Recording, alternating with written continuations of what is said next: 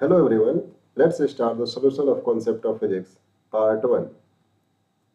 Question number 38 कह रहा है, a monkey B shown in the figure is holding on the tail of the monkey A, which is climbing up a rope. The masses of the monkey A and B are 5 kg and 2 kg respectively. If A can tolerate a tension of 30 Newton in its tail, what force should it apply on the rope in order to carry the monkey B with it? Take G equal to 10 metre पर second square. ठीक है, question दे रखा है कि दो monkey है, एक ने स्ट्रिंग को पकड़ रखी है और उसके टेल को बी वाले ने पकड़ रखी है. और क्वेश्चन ये भी कह रहा है कि ए वाले की जो टेंशन सहने की क्षमता जो है वो 30 न्यूटन तक ही है, मतलब उसकी पूंछ से जो बी वाला लटका है वो 30 न्यूटन तक ही सह सकता है.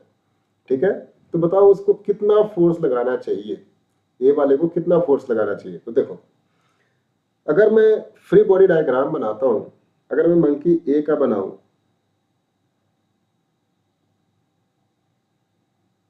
ठीक है, ये इसकी पूंछ हो गई, ये हमारा मास दे रखा है इसका 5 किलोग्राम. ठीक है, अगर मैं इसका फ्री बॉडी डायग्राम बनाऊं तो इसने ऊपर जो स्ट्रिंग पकड़ रखी है उसमें जो टेंशन मान लेते हैं जनरेट हुई है, कितनी हुई है, टी. इसका वेट नीचे काम कर रहा होगा 5 इंटू जी, मतलब कि 50 न्यूटन. और इसकी टेल से जो बी वाला लटका है वो मैक्सिमम कितना सह सकता है, 30 न्यूटन. ठीक है, अब देखो मान लेते हैं कि ये वाला जो ए वाला है ये ऊपर जा रहा है एक्सेलरेशन ए से. तो इक्वेशन क्या बनेगी बेटा, T minus 50 minus 30 net force equal to M into A. तो एम कितना है, 5, और एक्सेलरेशन आपने ए मान रखा है तो एफ 5 इंटू ए. तो अगर इसको मैं सॉल्व करूं तो T minus 80 equal to 5a आ जाएगा. इसको हमने मान लिया इक्वेशन 1. अब देखो बी वाले का अगर फ्री बॉडी डायग्राम बनाते हैं तो ये मान लेते हैं हमारा बी वाला है, इसने ए वाले की पूंछ को पकड़ रखी है और वो पूंछ जो है वो 30 न्यूटन तक ही सह सकती है. अब देखो इसका वेट नीचे काम कर रहा होगा कितना, 20 न्यूटन, क्योंकि इसका मास दे रखा है 2 kg. ये भी उसके साथ ऊपर ए एक्सेलरेशन से ही जा रहा होगा. ठीक है, तो इसकी अगर इक्वेशन में लिखूं तो क्या बनेगा, 30 minus 20 equal to 2 into A. तो अगर इसको सॉल्व किया जाए तो 10 इक्वल टू कितना आ गया, 2 इंटू ए. तो एक्सेलरेशन की वैल्यू आ गई यहाँ से 5 मीटर पर सेकेंड स्क्वायर, मतलब कि इस एक्सेलरेशन तक दोनों एक साथ ऊपर जा सकते हैं. तो अब इस एक्सेलरेशन की वैल्यू को मैं क्या करूंगा, इक्वेशन 1 में पुट करूंगा. तो यहाँ से क्या बनेगी, T minus 80 equal to 5 into A की जगह पर क्या पुट करेंगे, 5. तो टी इक्वल टू 80 प्लस 25, तो टी की वैल्यू आ गई 105 न्यूटन. मतलब कि जो ए वाली मंकी है वो रोप पे मैक्सिमम 150 न्यूटन का फोर्स लगा सकती है.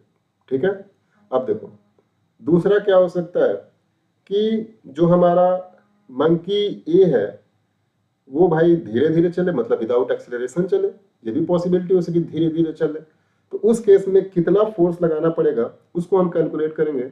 तो जैसे ही हम मान लिया कि धीरे धीरे चल रहा है तो कोई एक्सेलरेशन होगा ही नहीं, तो हम सिंपल सा इक्वेशन क्या बनेगी, देखो अगर मैं फ्री बॉडी डायग्राम बनाऊं बी वाले का तो इसका वेट नीचे काम करेगा 20 न्यूटन. ठीक है, और कोई एक्सेलरेशन हो ही नहीं रहा है तो क्या होगा कि ये जो ए वाले की पूंछ पकड़ रखी है वहां पे जो फोर्स लग रही होगी, मान लेते उसमें अब टेंशन कितनी जनरेट हो गई, टी डैश. ठीक है, कोई एक्सेलरेशन है ही नहीं, तो इक्वेशन क्या बनेगी, T dash equal to 20 newton. ठीक है, अब देखो अब ए वाले की फ्री बॉडी डायग्राम बना लेते हैं. इसकी पूंछ से लटका हुआ है बी वाला और उसने नीचे की तरफ फोर्स लगा रखी है 20 न्यूटन. ठीक है, वो अपने वेट के बराबर फोर्स लगाएगा, इसका वेट नीचे काम करेगा 50 न्यूटन और ये ऊपर की तरफ फोर्स लगा रहा है, मान लेते हैं रस्सी पे टी. तो इक्वेशन क्या आएगी बेटा, जब एक्सेलरेशन है ही नहीं तो बैलेंस हो जाएंगे t इक्वल टू 50 प्लस 20, ठीक है। तो t की वैल्यू आ गई 70 न्यूटन।